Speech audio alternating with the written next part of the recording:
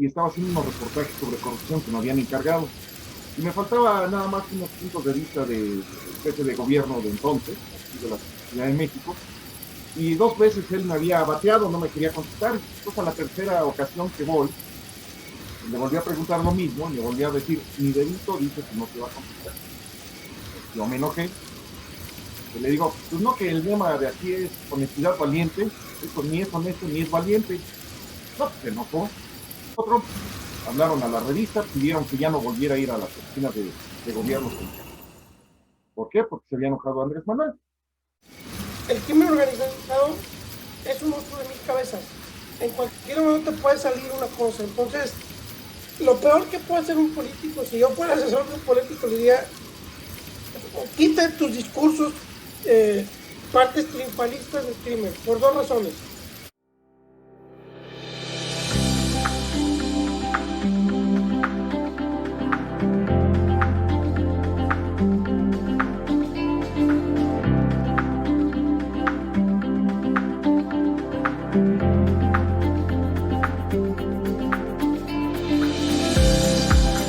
Y nuestros invitados especiales son Alfredo Flores Ambrís,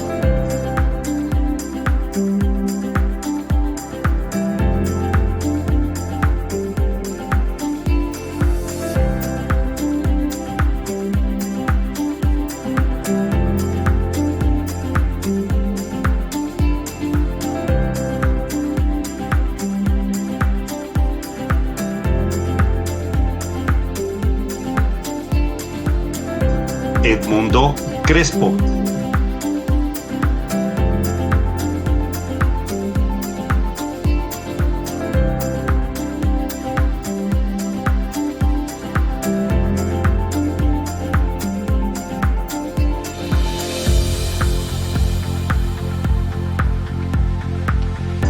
comentaristas del programa Paco de la Garza,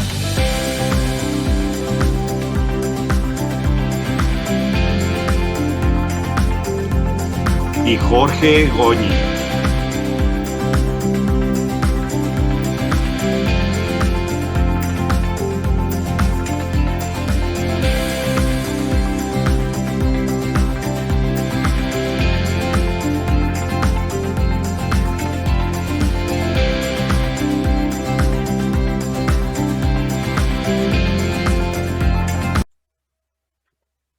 Hola, muy buenos días.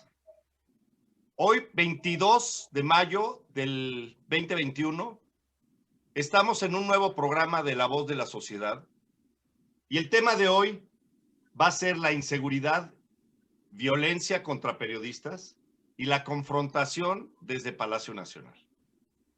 Hoy tenemos aquí un gran periodista, Alfredo Flores Ambrís, que tiene 35 años en los medios.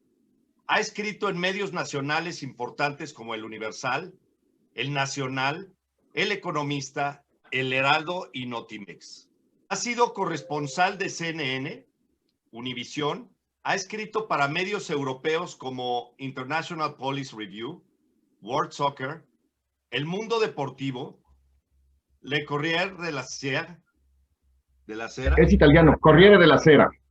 Gracias, perdón. Corriere della Sera. Corriere Italiano. della Sera. En Estados Unidos, en el 7 Days en Seattle, La Nueva Prensa en San Francisco, invitado frecuente en Radio Martí en Washington, D.C., y en diversos programas de radio. Hace 15 años fundó la agencia de noticias multimedia News México. Qué gusto. También presento a Edmundo Crespo, economista, jefe de redacción de la sección política en el periódico El Norte en Monterrey, Nuevo León, coordinador general del medio de comunicación por internet Móvil News. También tenemos a nuestro comentarista Francisco de la Garza, Paco de la Garza, licenciado en Administración de Empresas, ex servidor público, asesor empresarial, comentarista ciudadano, dirigente y activista social. Y yo me presento, soy Jorge Goñi, Soy un emprendedor de negocios, siempre en la iniciativa privada, y soy activista social recientemente, hoy que nuestro país tanto necesita de que nos activemos para salvar nuestra democracia. Como les había comentado, el tema es la inseguridad, violencia contra periodistas y la confrontación desde Palacio Nacional. Y pasaré al primer cuestionamiento. Con 3 décadas de violencia importante en México, ¿cómo fue que el periodista, lo que llamamos el cuarto poder, quedó en medio de 2 fuegos, entre la criminalidad y las autoridades? Nuestros amigos nos narrarán los peligros actuales del periodista, cómo pueden ejercer la libertad de expresión y cómo es el trabajo de campo bajo este cuestionamiento. Alfredo, te paso la palabra y pongo a todos los demás en silencio. Ok, pues muchas gracias. Gracias por la invitación a este programa. Regresando aquí con este grupo. Y bueno, mira, la situación sí ha sido muy compleja. Sobre todo, yo pienso que de Salinas de Gortari se empezó a descomponer todo esto poco a poco, paulatinamente. En el caso de la Ciudad de México, con Andrés Manuel, perdón, Andrés Manuel López Obrador como jefe de gobierno, las cosas se pusieron ya un poco más complejas. Para los compañeros que viven en provincia, la situación ha sido muy, muy difícil. La provincia son principados de gobernadores y ducados en los presidentes municipales, donde han tenido ese secreto a voces que lo ven todos los ciudadanos, no nada más la prensa, todo el mundo se da cuenta de su relación con los mafiosos, con el crimen organizado, entre los políticos. Y nuestros compañeros de provincia han quedado muy, muy desprotegidos allá y muy vulnerables. Es donde se han dado la mayor, si no es que yo calculo el 95% de los asesinatos de periodistas han sido en provincia, porque están muy vulnerables, muy desprotegidos. Y retomando el caso de la Ciudad de México, que es donde yo resido, yo recuerdo, bueno, me pasó una anécdota pesada con Andrés Manuel cuando era jefe de gobierno, que antes las mañaneras pues eran a las 6, no a las 7, y teníamos que llegar a las 4 de la mañana, que tengo entendido que hoy los compañeros que la cubren siguen yendo a las 4 de la mañana a hacer fila para entrar a las instalaciones. En esa época yo estaba en la revista Cambio y estaba haciendo unos reportajes sobre corrupción que me habían encargado. Y me faltaba nada más unos puntos de vista del jefe de gobierno de entonces, aquí de la Ciudad de México. Y 2 veces él me había bateado, no me quería contestar. Entonces, a la tercera ocasión que voy, le volví a preguntar lo mismo, y me volví a decir, mi dedito dice que no te va a contestar. Entonces, yo me enojé, que le digo, pues no, que el lema de aquí es honestidad valiente, esto ni es honesto ni es valiente. No, pues se enojó. Pues al Yáñez luego me abordó y me dijo que para qué hago enojar al viejo y esto y lo otro. Hablaron a la revista, pidieron que ya no volviera a ir a las oficinas de gobierno central. ¿Por qué? Porque se había enojado Andrés Manuel. Con el tiempo, bueno, Andrés Manuel siempre ha sido así, o sea, no le preguntan a Contentillo, él le preguntan algo duro desde entonces, siempre ha sido así de negativo. Incluso me tocó una ocasión cuando estaba haciendo una de sus tantas giras eternas de presidenciales, también me tocó un evento aquí en Álvaro Obregón, casualmente cerca de donde vivo, donde tienen su casa, aquí en Alfonso 13. Ese día realmente me estaba reporteando, me dijeron que ahí estaba Andrés Manuel y dije, me voy a dar una vuelta, a ver qué. Llevo el equipo de video y todo, y en ese discurso él agarra y dice, ya estoy muy viejo, me siento cansado, ya no voy a pelear por la presidencia. Ya los 30 o 40 vecinos que estaban le gritaron, no, por favor, sigue. Y yo no grabé, se me fue el video porque me estaba instalando en ese momento. Y pues, lo abordo, le dije, cuando termina su evento, lo abordo y le pregunto, oye, a ver, Andrés Manuel, acabas de decir esto. Y él me responde, eso es lo que tú quieres porque tú eres de la mafia del poder, pero no va a ser así, voy a competir la presidencia. O sea, es un mitómano de años intolerante. ¿Eso qué ha afectado? No sé, ustedes me desmentirán, Edmundo, Paco, Jorge. ahora con esa intolerancia y ese poder infinito que tiene ahorita en la actualidad, el estar confrontando, no nada más a la prensa, ofende a las madres solteras, les dice corruptas, a los papás de los niños con cárcel les dice corruptos, o sea, a todo mundo es corrupto, menos su círculo cercano. Y eso ha dado pauta para que en estas elecciones hemos estado escuchando en diferentes partes de la República que todos los que son candidatos a Morena insultan directamente a la prensa, les dicen mamones, los agreden físicamente, muchos insultos verbales. Entonces, ahorita la situación se ha exacerbado a nivel político con prensa y además a esto súmale que calculo yo desde que se declaró la guerra al narcotráfico en la época de Calderón hasta la fecha, pues los malosos se han metido, antes no se metían tanto con la sociedad, con los habitantes de los pueblos y las comunidades de provincia. Ahora es por todos lados, están agrediendo a todos lados en una actitud de poder que les ha dado los políticos. Y ahora con esta magnificación de Andrés Manuel de justificarlos, de que los acusan con su mamá, pedirle al ejército que no les hagan mucho daño porque son seres humanos, la situación de violencia se ha acrecentado muchísimo.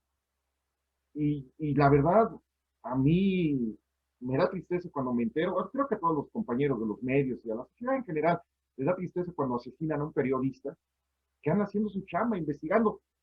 En el caso de News México no nos metimos mucho con temas de policíaca, ya habíamos tenido una experiencia, hicimos un reportaje sobre trata de personas, nos amenazaron luego, nos encontraron y recibimos amenazas. Es muy complejo, yo de veras admiro a los compañeros de la fuente policíaca, en especial los de provincia. Los de la fuente política pues tienen que tratar con pincitas al gobernador, hemos tenido gobernadores nefastos, tan solo vamos a recordar lo más cercano que tenemos, ¿no? Los dos Duartes, el de Chihuahua y el de Veracruz, pero donde quiera que le veas, estamos en peligro todos. Realmente Andrés Manuel es el pináculo de todo un desastre y descomposición social que ya debe de llevar más de 21 años, ¿no? Yo empecé a hablar de Salinas porque recuerdo que en el Universal sacaron un reportaje sobre los secuestros que empezaban a la alza. Eh, Creo que lo escribió Arganita Díaz. Se enojó mucho Salinas y evidentemente se acabó esa noticia luego, pero sí me quedó muy claro porque la reportera estaba muy preocupada por lo que había escrito y le llamaron de la presidencia. Entonces, ahorita estamos viviendo la parte más difícil. No sé si el mundo me pueda corregir o si estoy equivocado o Paco, pero ese es mi punto de vista de lo que yo he visto. Muchas gracias, Alfredo.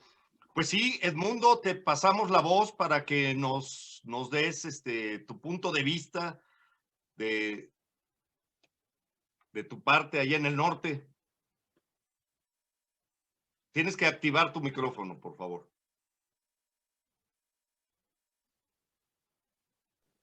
¿Ahí me escuchan? Te escuchamos, muchas gracias. Déjame te comento algo primero, antes de comenzar. Yo trabajé en el periódico Norte durante 25 años. De esos 25, yo dejé de trabajar en el Norte hace 3 años y tengo mi sitio de noticias actualmente. Yo estuve a cargo del área de corresponsales del norte del país. Entonces, estuve del 98 al 2017, la época más, para mí creo más difícil que ha habido acá en el norte del país en cuanto a la relación con, más que con los gobiernos, creo que fue la crisis de seguridad más fuerte. Yo, sin duda, sigue habiendo crisis de seguridad, pero mi percepción, no solo porque ya no estoy directamente en esa área, es que ha bajado mucho en el caso sobre todo de Tamaulipas y de Nuevo León. Por fortuna nosotros, a mí me tocó trabajar en un medio que era muy respetado, entonces sí tuvimos algunos incidentes muy delicados. Por fortuna ningún compañero del periódico perdió la vida, hubo 2 o 3 compañeros agredidos, hubo uno que se desapareció por 4 horas. En esa ocasión lo levantaron y al final del día los delincuentes nos pidieron disculpas. Bueno, a él, no a nosotros, no directamente a nosotros, porque resulta que lo habían confundido, pensaron que era de otro cártel. Entonces, en un evento que hubo en Ciudad Victoria, donde es Paco también, de esos cosas que uno, cuando la primera nos escucha, piensa que son fantasía, que se juntan para repartir juguetes. Era un festejo del Día de las Madres y el Día del Niño en el estadio Praxedis Balboa, que como era clásico, hacían todo el evento y al festival, al final, bajaban una manta y decía, agradecele a tal persona. O sea, digamos que todos sabían quién era, pero no lo decían públicamente hasta el final. La gente que estaba con nosotros estaba ahí cerca. Yo le había pedido que fuera como un ciudadano común, que no fuera como un periodista. Y al intentar tomar una foto de panorámica, alguien dijo, oye, anda aquí, alguien levantando fotos, y pensaron que era otro cártel, lo levantaron y lo tuvieron 4 horas, un poco más de 4 horas. Digo que yo digo 4 horas, pero para él seguramente fue un tiempo muy interminable, ¿verdad? Y al final del día, por fortuna, alguien como se comenzaron a preguntar muchos, oye, ¿dónde estábamos? No lo encontrábamos. Le llegó la voz al jefe de plaza de los delincuentes, que estaba perdido el reportero del norte, el corresponsal del norte. Y dijo, ah, carajo, esto está raro. Entonces ya cuando checaron, él siempre entiendo que anduvo cubierto, se habían cubierto y hasta otra gente con él, y él solo escuchaba, él nunca identificó a las personas. Y al final le dijeron, discúlpanos, te confundimos, nosotros con ustedes no nos metemos. Y la verdad, nosotros siempre fuimos muy cuidadosos, muy cuidadosos en el sentido, en la relación con el crimen, me refiero. Fuimos muy cuidadosos siempre porque desde publicar una manta, porque siempre decíamos, si publicas una manta de uno, el otro ya va a pensar que estás con él, con el otro, y te vas a meter en medio de la disputa de los cárteles. Entonces, ese fue el incidente más grave que tuvimos. Por ahí hubo un corresponsal que se nos fue un día, renunció. Nosotros no renunció, simplemente no apareció un día, un lunes, no se reportó. Y más tarde, en ese día, nos hablan de su familia y nos dicen que había huido del país. Y fue algo muy raro porque a nosotros nunca nos dijo que lo habían perseguido, pero él sintió que era una procuraduría estatal, o él siempre, o su argumento para esto fue que él percibía que agentes de la Procuraduría Estatal lo perseguían hacia su casa. Nunca le hicieron nada, pero él sentía que lo acosaban. Nunca nos dijo nada a nosotros, simplemente huyó del país, y por fortuna no pasó a mayores. Y hay otros incidentes, levantaron a otra persona también, pero fue un lapso también de unas fotos que fue a tomar a una aduana, y ahí estaban militares y lo levantaron, no los militares, lo levantaron unos delincuentes. El asunto es que cuando él tomó fotos, él iba a tomar fotos de algo que no tenía nada que ver con seguridad. Iba a tomar fotos de cómo estaba el tráfico en La Habana a las 12 de la noche hace muchísimos años. Y resulta que al tomar la foto, en ese momento había delincuentes en La Habana y los militares se habían retirado. Entonces, algo que pasaba mucho antes de que los militares o la gente que estaba en las aduanas, para dejar pasar, simplemente se hacían a un lado y llegaban los delincuentes. Entonces, digamos que en el periódico nunca fue tan maltratado como otros medios. O sea, otros medios sin duda que fueron muy maltratados. Creo que mucho tú tiene que ver varias cosas. Una que para mí es preponderante es que nosotros procurábamos, y como insisto, no meternos en medio de los dos cárteles, no ser muy claros que no tenemos, aunque teníamos mucha información como todos la tenemos, no, poner un nombre sin que fuera la autoridad o hacer algo sin que lo dijera la autoridad era meterse a las patas de los caballos. Yo, a mucha gente, a la gente que yo tenía relación con algunos gobiernos de prensa, yo les decía, llegó un momento en que les dije, yo voy a publicar cuando ustedes emitan un comunicado, ¿verdad? No me quiero meter en cosas que pongan en riesgo a los corresponsales. Y es muy difícil porque de pronto la gente, creo que ahorita ya, por desgracia, la situación de inseguridad que ya ha sido por muchos años, ya ha permeado más en la sociedad. Antes, permeado me refiero en darse cuenta que no es fácil la labor de un periodista, que un periodista pone en juego su vida. De pronto era con una facilidad la gente te decía, oye, ¿cómo es posible que no publiques que hay un narcotraficante aquí en tal colonia? Espérame, o sea, yo lo publico, si la autoridad lo está viendo y no hace nada, lo más que voy a conseguir va a ser un balazo en la cabeza, digo, al final del día. No es que uno sea cobarde, es que uno tiene que ser prudente. O sea, de pronto hay gente que dice, es que si no publican, va a seguir pasando. Sí, Paco pero si dice, publican, Paco lo voy a dice, convertir en estadística, el traje ¿verdad? de tiro al blanco y el traje de tiro al blanco, ¿quién me lo da? Exactamente, exactamente. Entonces, a mí cuando de pronto en reuniones privadas me decían, no, es que mira, que yo vi. Le dije, sí, pues tú lo viste. Y aunque yo lo vea, te soy honesto, yo no lo voy a publicar. Porque yo no, salvo que es algo muy, muy así, pero no lo voy a publicar porque me pongo en riesgo a mí, a mi familia, al medio. O sea, uno tiene que ser responsable de muchas cosas. Seguramente ustedes han escuchado muchas historias de casos de compañeros del periodismo que fueron ultimados por errores, por cosas que no veían venir. Es decir, yo supe, no recuerdo el nombre de algunos, por lo menos uno de ellos, que ni siquiera era periodista de seguridad pública. Fue a un evento social, tomó fotos de la gente que estaba en el evento social, las publicó en el medio, y resulta que una de las fotos era un líder de un cártel.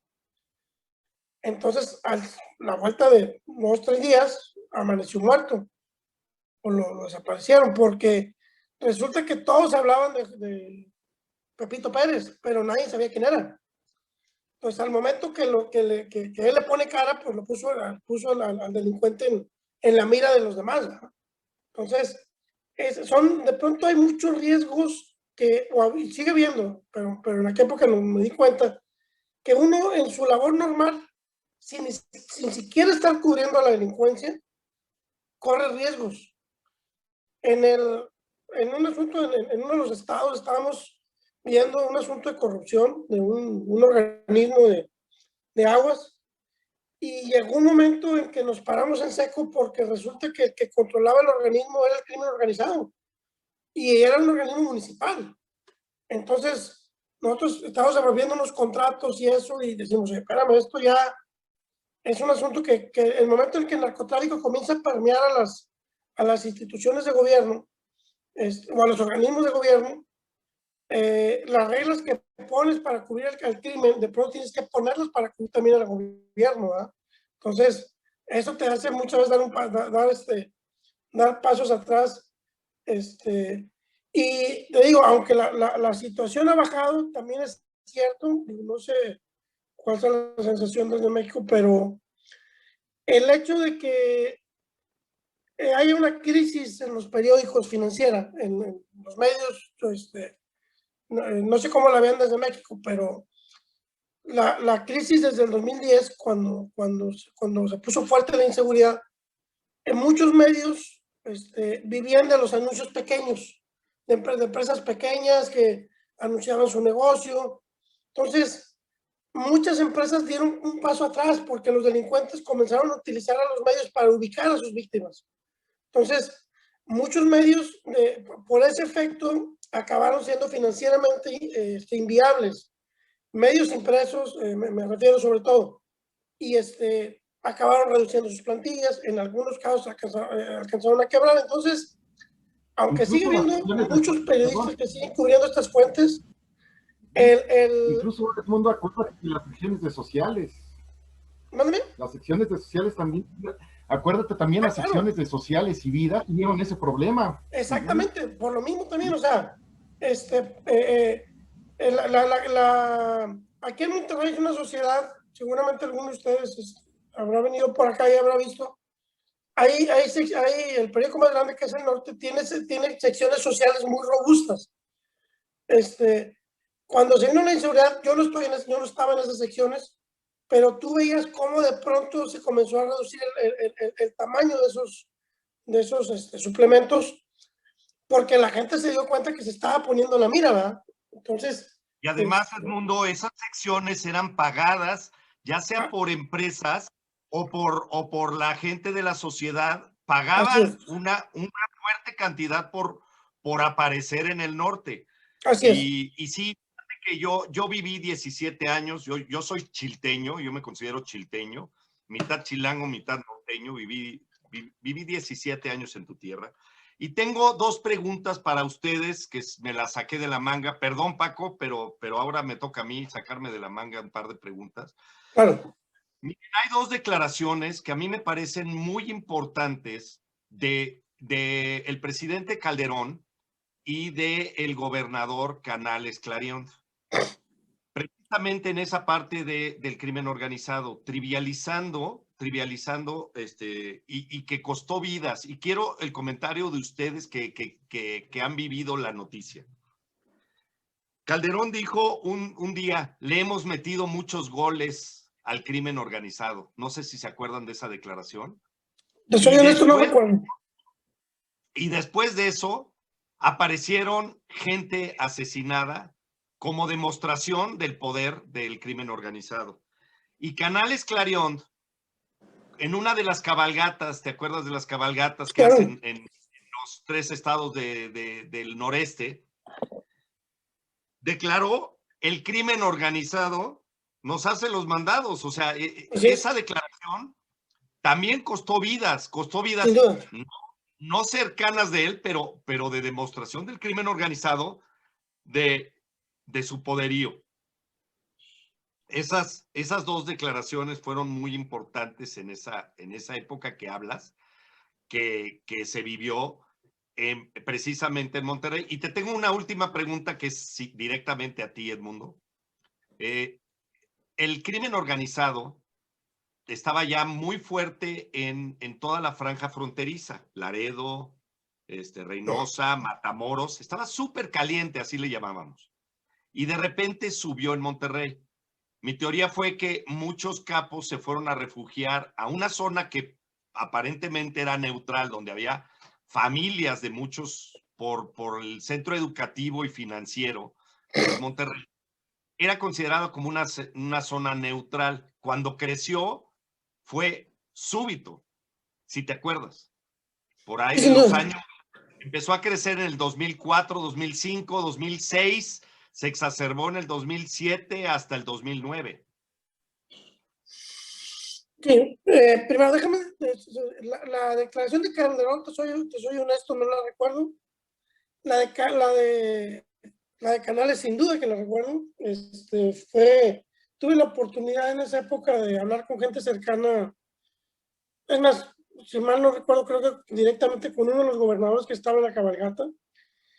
Y estaban súper molestos por esa declaración. O sea, porque sabían, siquiera antes de la reacción del narco, antes de que pasara, de que se exacerbara la violencia, porque decían, no puede salir tan envalentonado. Y él trae en el asunto de seguridad, de inseguridad, hay cosas que uno tiene que ser muy prudente. Y no lo ha dicho el tiempo. Digo, me refiero a los políticos, no a nosotros, ¿no? Uno nunca puede decir como político, como líder de un estado, de una dependencia, lo que sea, que tienes bajo control el crimen organizado. Independientemente que tengas una organización muy fuerte enfrente, o varias organizaciones, el crimen organizado es un monstruo de 1000 cabezas. En cualquier momento te puede salir una cosa. Entonces, lo peor que puede hacer un político, si yo fuera asesor de un político, le diría, quite tus discursos, partes triunfalistas del crimen, por dos razones.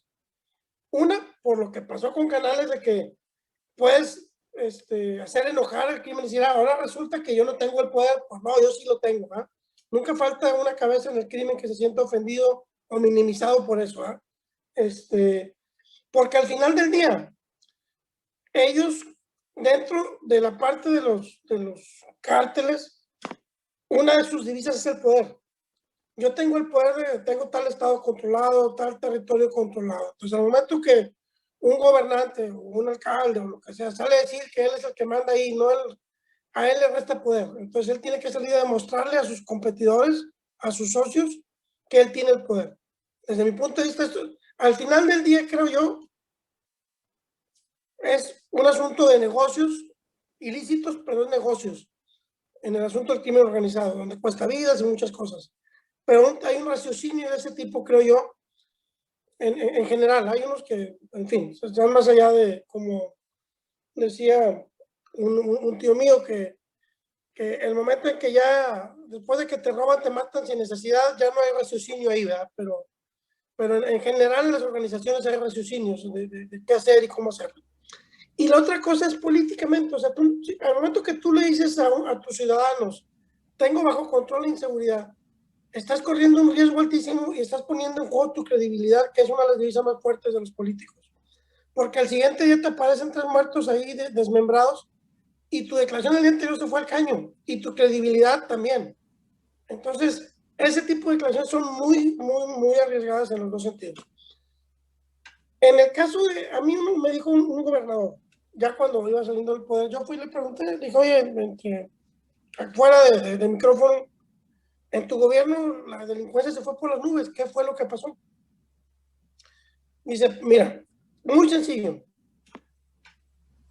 el crimen organizado en este país, aún y que el líder del cártel esté en la cárcel, desde ahí sigue mandando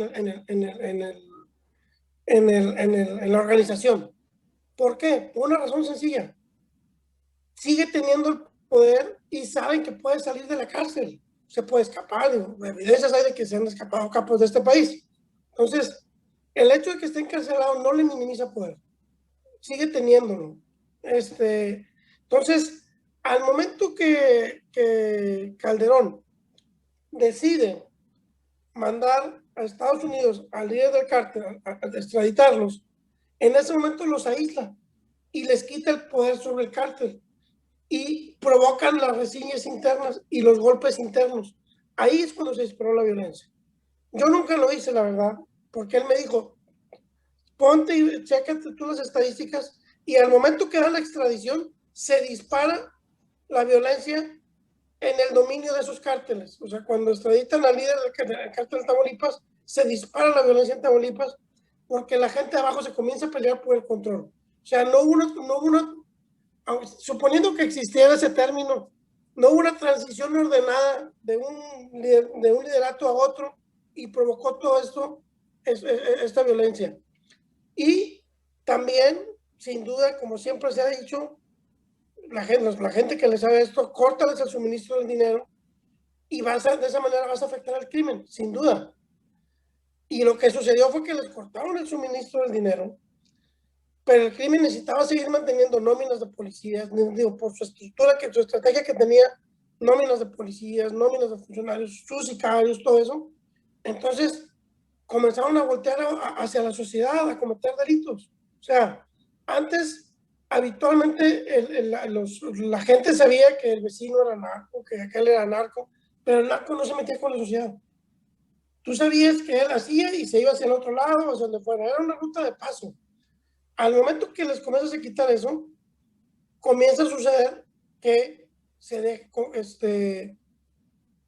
a la sociedad la comienzan a agredir. Es más, buena parte de la fortaleza de los delincuentes estaba en que tenían, más que la complicidad, era la sociedad, la gente que vivía al lado de ellos, la sociedad donde vivían, ellos en muchas cosas suplantaban el gobierno. O sea, la gente necesitaba algo y ellos les ayudaban, los sacaban adelante.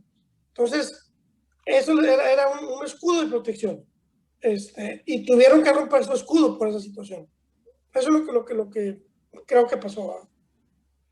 No, además, mira, a ver, hay otro fenómeno que debemos reconocer. El crimen organizado a nivel global siempre ha tenido poder. Una de las naciones más poderosas como Estados Unidos, pues uno de sus más grandes logros que hasta la fecha lo siguen cacareando, pues es la detención de Alfonso Capone, Al Capone, el famoso mafioso, y toda esa estructura. Y sin embargo, hasta la fecha sigue habiendo grupos de mafia. Claro, los estereotipos que maneja Hollywood siempre han sido primero los italianos, después fueron los colombianos, ahora son los mexicanos, pero en realidad hay mucho norteamericano, incluso la fundación de Las Vegas fue por norteamericanos, italoamericanos y norteamericanos. Incluso se habla, por lo menos lo vi en un documental en el History Channel, que la mafia italiana creció en Estados Unidos gracias a la comunidad judía. Ellos fueron los que la impulsaron porque los judíos pudieron operar, o la mafia judía pudo operar discretamente, mientras los italianos eran los que eran visibles. Pero bueno, aquí el caso es de que la nación más poderosa hasta la fecha no ha podido controlar ninguna de las grandes mafias, ¿no? Y vemos que hay matazones tremendas allá, tal vez incluso casi parecidas a las mexicanas, pero pues, en Estados Unidos tratan también de tapar muchas cosas. La ventaja ya en Estados Unidos es que no se meten con la prensa, casi, o prácticamente no se meten con la prensa. Y en México, pues toda la sociedad está vulnerada, ha crecido esto.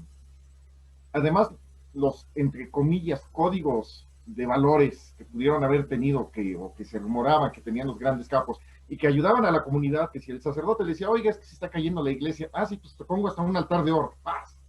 Oiga, es que no hay agua aquí porque el alcalde no le dan el recurso, yo te pongo la... Esas generaciones se acabaron. Y las nuevas generaciones, que ahora son, pues ya los narcocorridos como que están pasando de moda y ahora son los reggaeto corridos, las nuevas generaciones no tienen esos valores, como que va a la par con una descomposición social muy severa. Y ahora en mexicano, la sociedad mexicana y centroamericana y la del Caribe está totalmente desprotegida porque los políticos se volvieron, si antes eran omisos con su sociedad, ahora son peor. Y hasta más peor porque se tienen que aceptar las condiciones que les impone el crimen, o los malosos, los tipos malos. Entonces, la sociedad ahorita está totalmente desprotegida. ¿A qué le apostamos? Esa es la gran pregunta.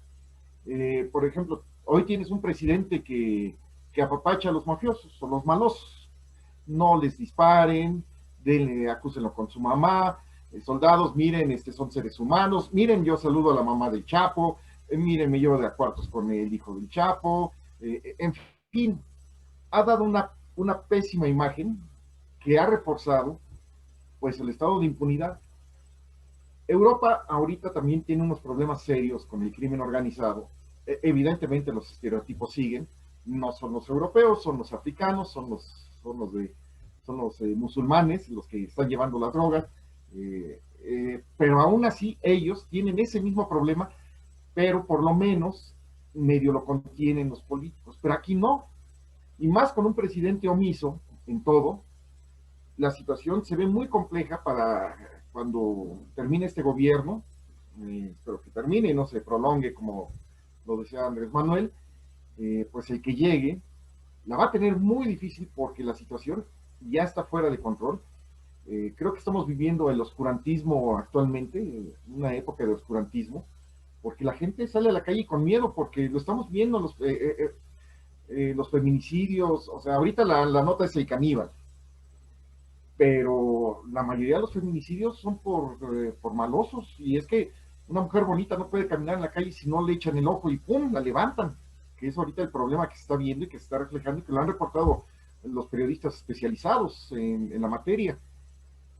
El reto es difícil, aunque mi teoría o mi propuesta de la ciudadanización de la administración pública, pensando que se pudiera lograr, aún así para llegando a un gobierno ciudadano, de mano dura, aún así le va a costar trabajo porque ahora ese monstruo de 1000 cabezas no nada más son mexicanos.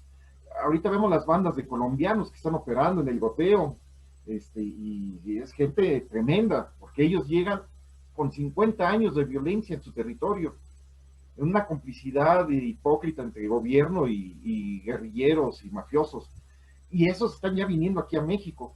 Tenemos otro grupo muy duro, que están los chinos. Pues, ve atrás de Palacio Nacional y ya no hablan español, todos hablan, o sea, tenemos ahí la mafia, incluso, aunque pudieras controlar lo mexicano, te está permeando el extranjero y seguirá contaminando a lo nacional. Ahora, no sé, también esta violencia tan desmedida y sobre todo cruel, por ejemplo, con los migrantes, a veces pienso que es una solicitud del gobierno de Estados Unidos para frenar la migración. Porque yo tampoco, o sea, no doy crédito a que agarren, por ejemplo, ahí en San Fernando, ¿no? Si mal no recuerdo, en Tamaulipas, que hicieron una masacre terrible, casi de genocidio nazi, a gente que ni fu ni fa. Y ese es otro tipo de la impunidad que permite el crecimiento de la delincuencia en nuestro pobre país, que es puente además, porque es el puente que conecta a todo el mundo con Estados Unidos, donde se supone que, entre comillas, entras fácil por la frontera sur. O sea, te vienes de los países de Asia, ahora de África, Sudamérica, Europa. Este es un puente y este puente lo han descuidado todos y ahorita es un campo de batalla de todo mundo, donde las víctimas somos nosotros, los ciudadanos, ¿no?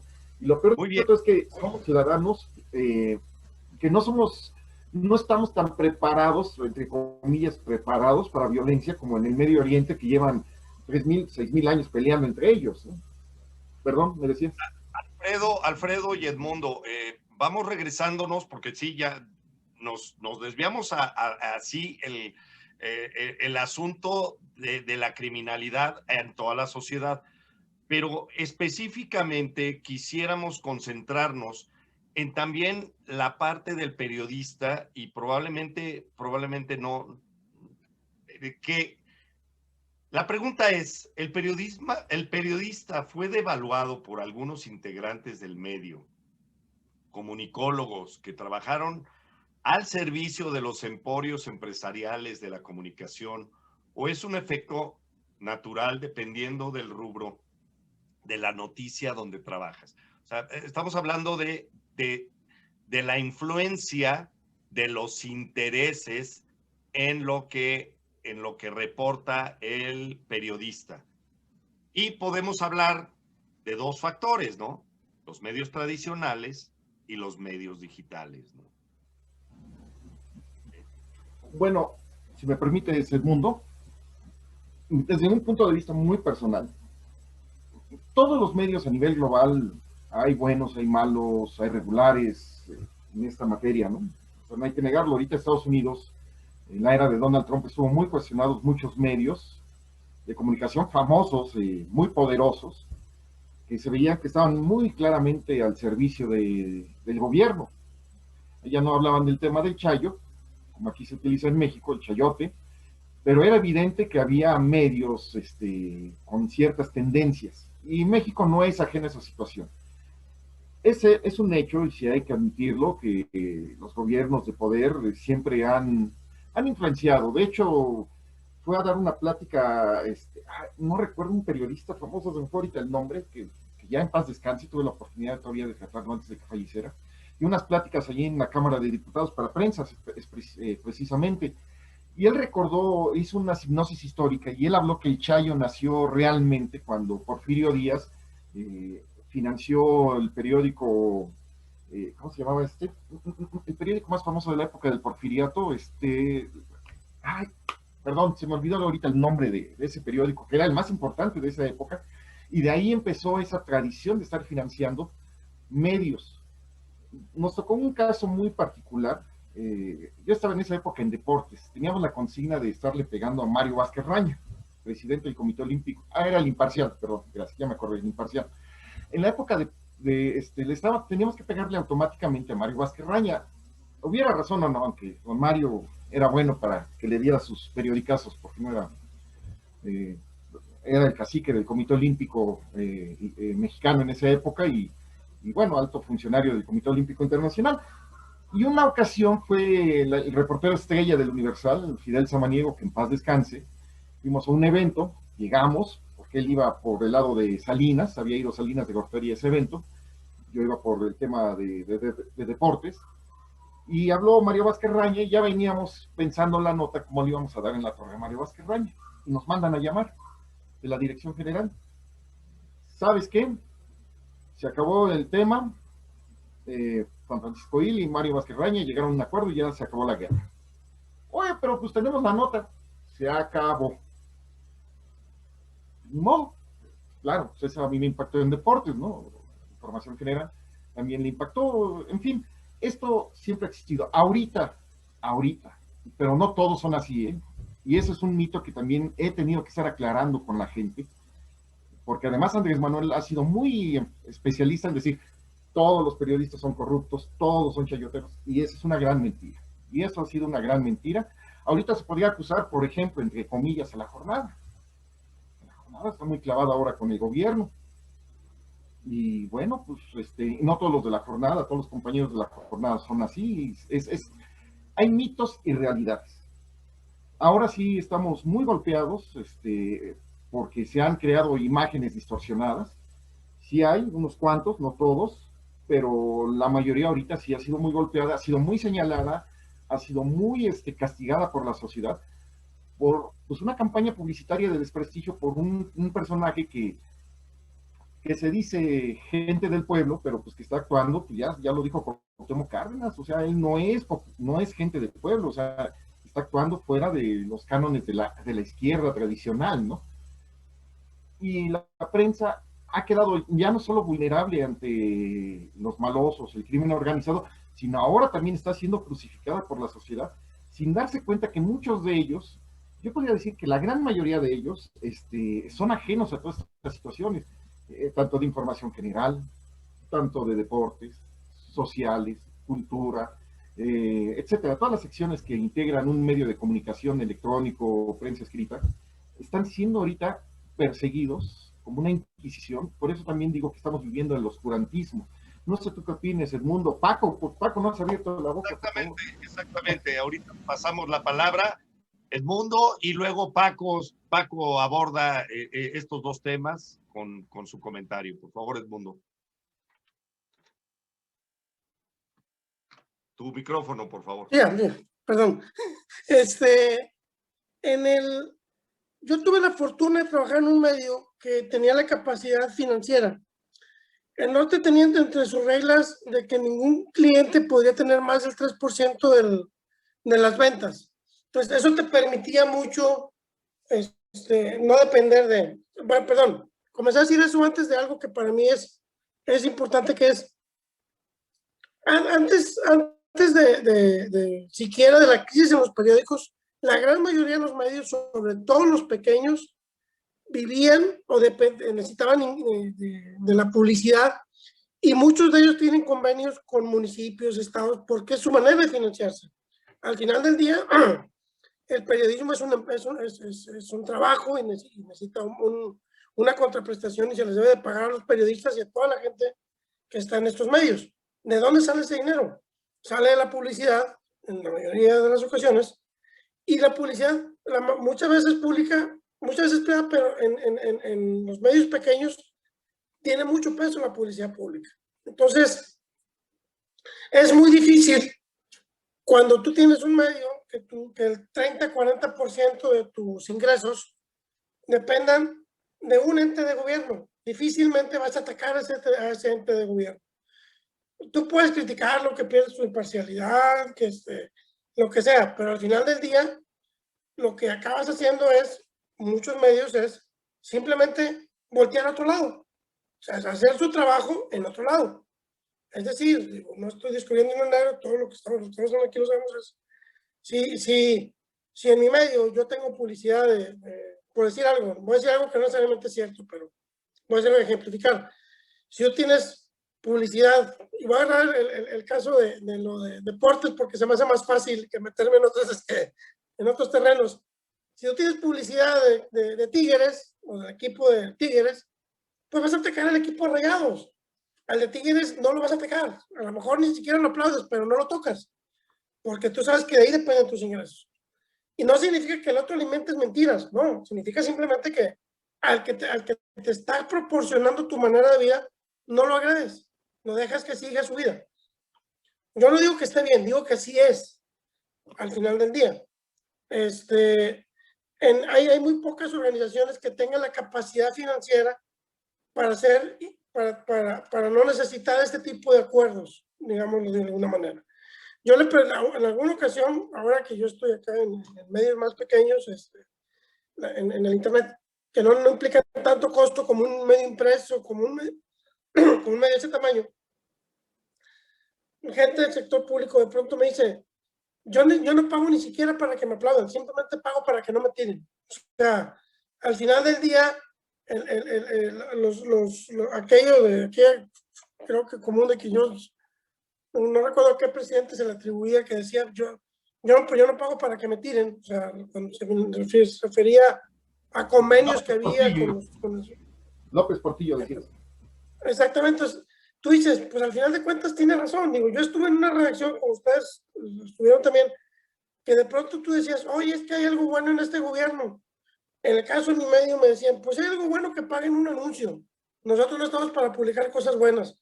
Y tú decías, pues al final del día, si nosotros que estamos adentro tenemos esa manera de trabajar, pues acabamos siendo parte del asunto de si quieres que te hable por ti, págame. Pues no, al final del día hay cosas buenas que uno puede publicar. Que aparte, cuando publicas cosas buenas, la gente luego te pregunta, ¿cuánto te pagaron? Oh, por eso, si publicas algo bueno, te pagan. Pues no, entonces, pero eso está aún desde antes de ahora, ¿verdad? Ahora, yo no estoy inmerso en el asunto actual de lo que está haciendo López Obrador, de exhibir a los medios. Yo no estoy inmerso en el DF, yo estoy aquí en Monterrey y nuestros medios, o los medios de aquí de Monterrey no están en esas listas que de pronto publican y esto. Pero al final del día, como bien dices, ahorita la jornada sería el chayotero, sería el medio al cual debemos poner en la hoguera. Pues no, digo, al final del día, hicieron su trabajo, lo siguen haciendo, son compañeros de profesión, y hay de buenos y malos, lo que sea. Y adentro de la organización igual tú no puedes decir que el periódico El Norte sea un periódico donde todos los periodistas sean íntegros. Hay periodistas que no lo son. Igual no puedes decir que en multimedios los periodistas todos son malos o son buenos. No, hay periodistas que son muy buenos y que son muy malos también. Y no puedes poner a todos, o sea, en el caso de la gente que cubre política, tiene cierta exposición diferente a la que gente que cubre sociales, deportes, como tú bien dices, es más allá de. En el caso de lo que está haciendo López Obrador, en el asunto de la prensa, de decir que somos chayoteros, que somos esto, que somos aquello, yo recuerdo una frase cuando él decía, algo así como que se les pagan a todos esos medios que se les paga para, y yo le decía, hey, yo también, a mí no me paga nadie, al final del día, no porque no quiera, porque me quedan todavía muy chiquito. Yo espero que algún día me paguen, digo, en el buen sentido. Yo procuro, y lo hago, trato de hacerlo todos los días, ser lo más objetivo posible.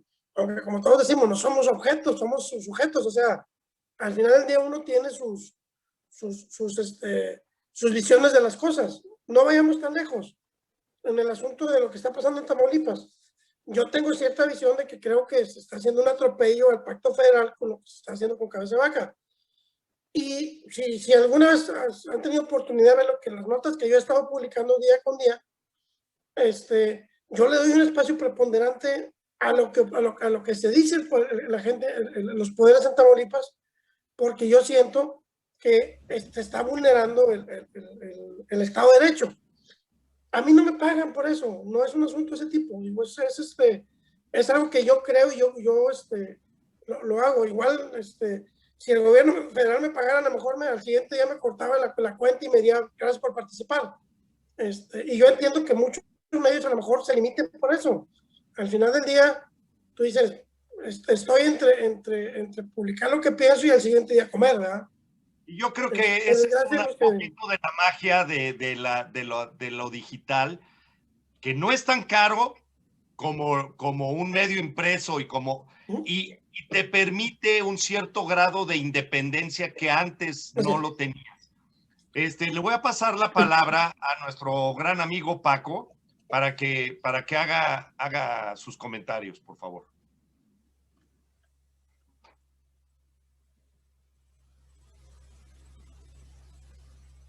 Gracias, buenos días a todos. Y qué bueno que se fueron extendiendo porque, digo, la verdad es que de eso se trata este tipo de programas, estas mesas de conversación, de poder escuchar a quienes viven y tienen la parte más clara de lo que se está llevando a cabo sobre el tema que está en la mesa, ¿no? Aquí yo llevaría a cabo unos pequeños comentarios, unas conclusiones, que creo que hoy existe y hay un desgaste institucional en la imagen del periodista de hace 30, 40 años para acá. Creo que el gobierno en turno siempre coqueteó, manipuló, controló hasta cierto punto este cuarto poder basado dentro de los grandes corporativos de la comunicación. ¿Qué terminó haciendo? Para que no me publiques, para que no me exhibas, te voy a hacer parte de lo que necesitas económicamente, como bien lo dice, para que podamos soportar y sobrevivir estas estructuras. Y a cambio de eso te pido que digas verdades a medias o mentiras incompletas. No te voy a poner una ley mordaza, pero también no quiero que seas tan claridoso y le abras los ojos a la sociedad, ¿no? O sea, en esa parte a mí me queda claro que esto ha sido un desgaste en los últimos años con periodistas que en su momento fueron íconos de la comunicación, pero que a estas alturas la sociedad no cree en ellos por eso, ¿sí? Porque a lo largo del tiempo se dieron cuenta que ni decían toda la verdad y a veces les mentían hasta con palabras bonitas para que tomaran las noticias de manera diferente, ¿no? Y esto también es parte del secreto de que el gobierno ha perdido la batalla contra la delincuencia, ¿no? Esa es una realidad. La delincuencia cada día va ganando terreno, ¿sí?, sobre las autoridades. Y hoy la prueba máxima que tenemos, creo yo, desde mi punto de vista, es que López Obrador representa ese poder ilegal de los grupos delincuenciales y del narcotráfico, mandando una señal clara diciéndoles, hoy tenemos el control del Estado mexicano, y de ahí para abajo, o sea, si controlamos desde la presidencia, tengan ustedes como sociedad claro que lo de abajo prácticamente son nuestros empleados, ¿no? Entonces, eso es un problema importante, duro, que habremos que analizar y tomar cartas sobre la mesa la sociedad, ¿no? El otro tema que ustedes también comentan, que creo yo en el trabajo que han llevado a cabo, creo que la ventaja que hoy tiene López Obrador es precisamente ese desgaste que se tiene por parte de las imágenes de la comunicación de los periodistas, la parte de perder su credibilidad muchos, y López Obrador ataca precisamente martillando esa parte de decir, los mentirosos son ellos, los que no te dicen la verdad son ellos, y al final de cuentas yo por eso no les doy dinero y por eso me golpean, ¿no? O sea, es como el tema con el PAN y el PRD, son la mafia del poder, ellos son los malos, y entonces él magnifica esta parte de tratar de martillar, golpear y agarrar parejo a todos los medios de comunicación, porque de esa manera de desacreditar la parte de la información, él termina ganando para ver que no es eficiente, es un inepto, es un gobierno que no da resultados, es un gobierno que está atrapado en la ignorancia, que no tiene la manera de poder de alguna manera demostrar que tenía las soluciones para los grandes problemas y que bueno, pues eso nos fue arrastrando a todos a final de cuentas. En este estire y afloje, creo que hoy los periodistas ya no están en medio de dos fuegos, sino están en contra de dos fuegos, porque ya realmente se unió el sistema gubernamental y el crimen organizado, y ahora el cuarto poder, que se le denominó en su momento por la fuerza que tenía de llevar la información, la comunicación y estar del lado de la sociedad, pues ahora resulta que hay que destruirlo para que se vuelva parte de, ¿no? Ese es ese ejercicio de trabajo que hoy creo yo, que lleva López Obrador en este tema, ¿no? Y creo que hoy tenemos, o se tiene una gran oportunidad, los medios de comunicación, como dicen ustedes, serios, los periodistas serios, los que hacen ese trabajo de la comunicación. Yo lo dividiría en dos grupos, ¿no? Los que hacen el periodismo y los pseudoperiodistas, ¿no? Que al final de cuentas tratan de vender o llevar a cabo este trabajo hacia la sociedad, pero realmente lo que buscan únicamente es el beneficio económico, la parte de sumar algo de poder a su esfera, y esto termina porque hoy se detonan, como ustedes lo han dicho, han pertenecido a medios de comunicación importantes, relevantes, nacionales, internacionales, pero hoy están en la faceta de construir su propio medio. Creo que el Internet viene, y las redes sociales, a darle la oportunidad a los buenos periodistas, a los profesionales, a que informen a la sociedad de manera clara, precisa, contundente, claro, teniendo siempre pues el riesgo que conlleva esto de hacer esta información clara, pero creo que es necesario evolucionar.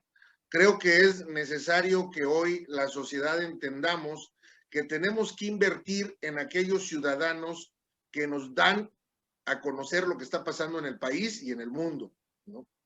Por eso creo yo que se debe de institucionalizar un recurso por parte de la sociedad a través del Estado, ¿sí? Como es el INE, hacer un organismo de la comunicación en el cual el Estado mexicano no tenga nada que ver en la decisión, pero sí entregue recursos de la sociedad, que pagamos impuestos, para que los medios de comunicación sobrevivan, subsistan como una plataforma base para decir, de aquí en adelante, lo que tú saques, pues serán tus ganancias, pero yo te cubro por lo menos la parte de los gastos fijos, ¿no?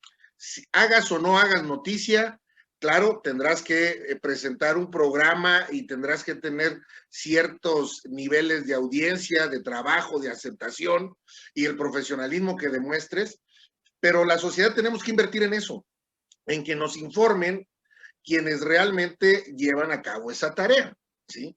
Y dejar al lado la parte del chayotismo, que también seguramente se va a seguir teniendo, pero ya tendrías más opciones, ya básicamente no estarías acotado únicamente porque las noticias te vengan reales de fuera, ¿sí? Lo hemos vivido en el tema de la pandemia, ¿sí? Hay quienes buscan, insisten y se van mucho en el tema del golpeteo con el gobierno, pero no terminan informando de manera correcta, inteligente o más eficaz a la sociedad. ¿Cuánto tiempo nos llevó? Más de un año tomar un control sobre esto, porque los medios de comunicación, que debieron de haber sido un facilitador para la sociedad y traer información veraz, suficiente, necesaria, con datos, para que pudiéramos analizar qué era lo que estaba pasando, se la dedicaron en denostar, golpear, destruir a quienes eran las fuentes informativas oficiales del gobierno, ¿no? Y yo creo que debió haber sido un trabajo de manera paralela, ¿no? La parte de informar bien a la sociedad y también señalar los errores del gobierno, ¿no? Entonces, hoy creo que la sociedad debemos de tener claro esta parte, ¿no? De invertir, pero también yo les quisiera dejar este último cuestionamiento de mi parte.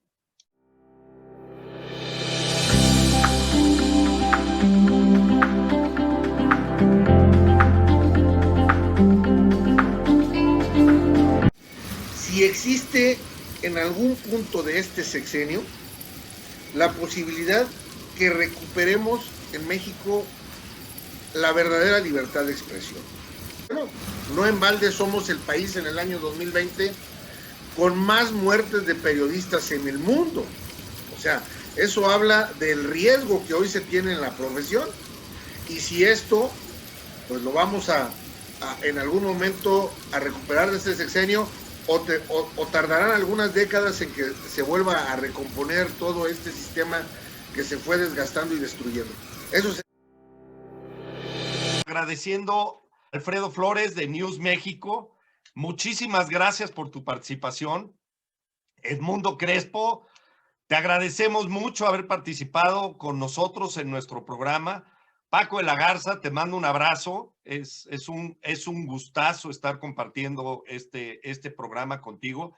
Y yo me despido, soy Jorge Goñi, y si algo te dejó este video, por favor, suscríbete a este canal, ponle like, pero antes que nada, suscríbete a tu país, comprométete con tu país y dale like a tu participación en este país que te necesitamos. Solo todos juntos vamos a poder hacer que este país tenga lo que debe tener, un Estado de derecho, una seguridad, y eso solo lo podemos construir desde la sociedad. Y por eso este programa se llama La Voz de la Sociedad, y sabemos que es importante lo que se dice, pero más importante quién lo dice. Y por eso invitamos a las personas que están exactamente viviendo cada día el tema que estamos tratando.